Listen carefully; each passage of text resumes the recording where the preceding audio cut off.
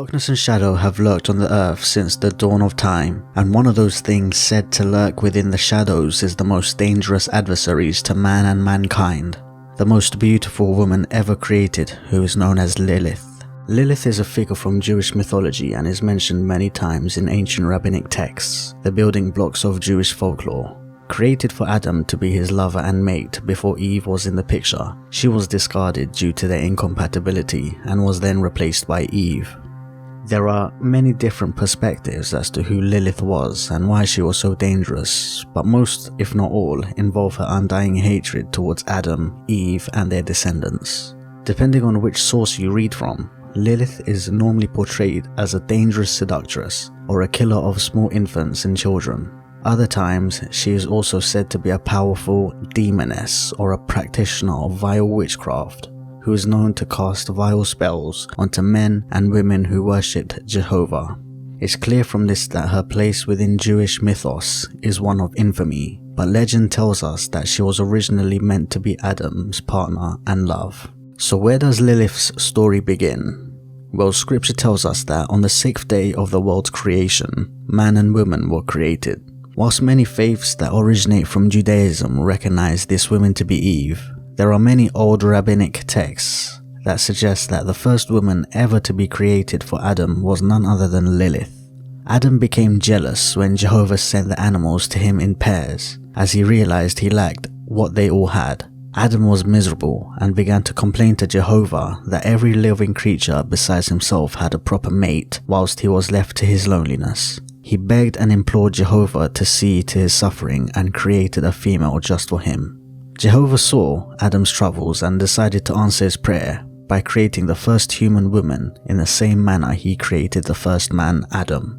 However, this is where things went wrong. Instead of using the pure dust that had been used to make Adam, he used filth and sediment to create Lilith. Lilith's more negative attributes and unpleasant personality is said to be blamed onto this fact, as she was at her core impure and improper down to the very ingredients that went into her creation. Still, despite being made from this impure dust, Lilith was a still truly beautiful creature, the most beautiful woman to have ever been created. She was known to be truly perfect in every manner of appearance. So Adam was instantly besotted with the loveliness of Lilith and was truly thankful to Jehovah for bringing her into existence and ending his loneliness. But the sense of contentment she brought into his life didn't last very long, as almost as soon as they were together, she struck up an argument.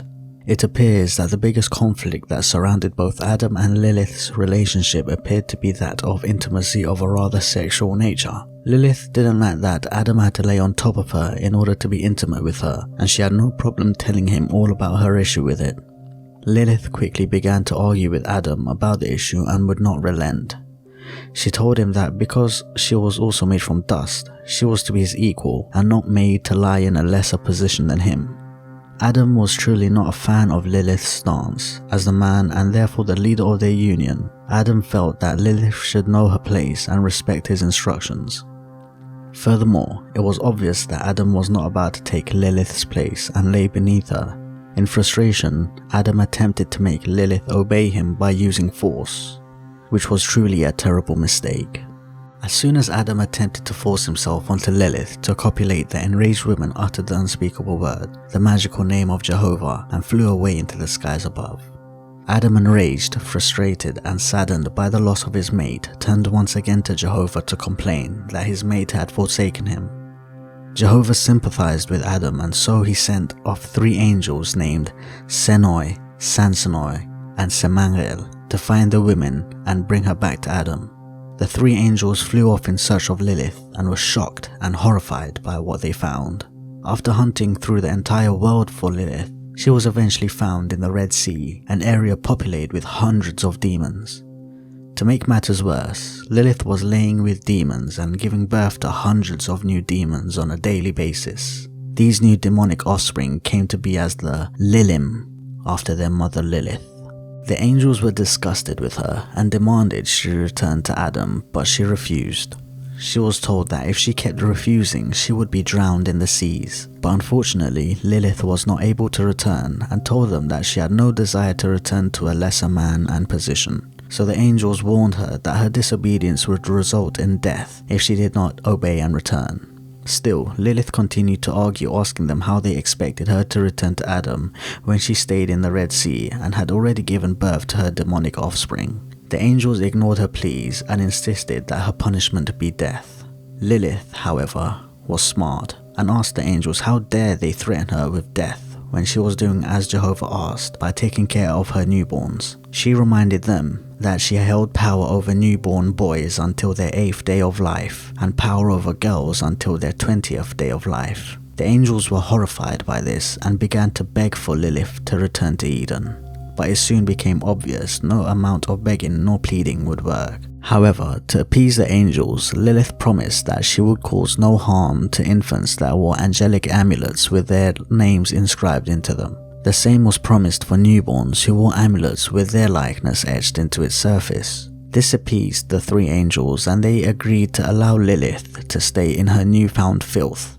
However, frustrated Jehovah decided to try one last time to convince Lilith to return to Adam's side. He told her that if she refused to return to Adam, she would be forced to watch 100 of her children die each day. This made Lilith become bitter, but she agreed to the fate and allowed 100 of her demonic children die with the rising and setting of every sun.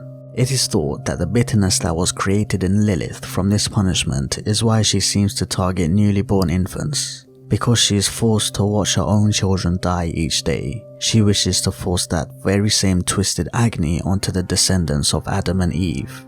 It is said that Lilith had a consort, a lover, named Nama, and that they go to infants in the night to strangle them if they are not protected by an angelic amulet.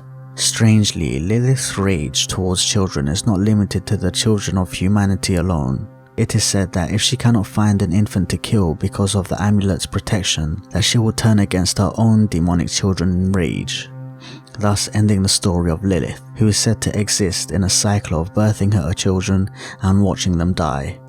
Adam goes on to get himself his Eve, but rejects her due to how she was made only for him to accept the second Eve he is gifted with finally finding peace. So, that was the story of Lilith, the first woman and mother of demons. The question today is, do you think Lilith's punishment was so deserved?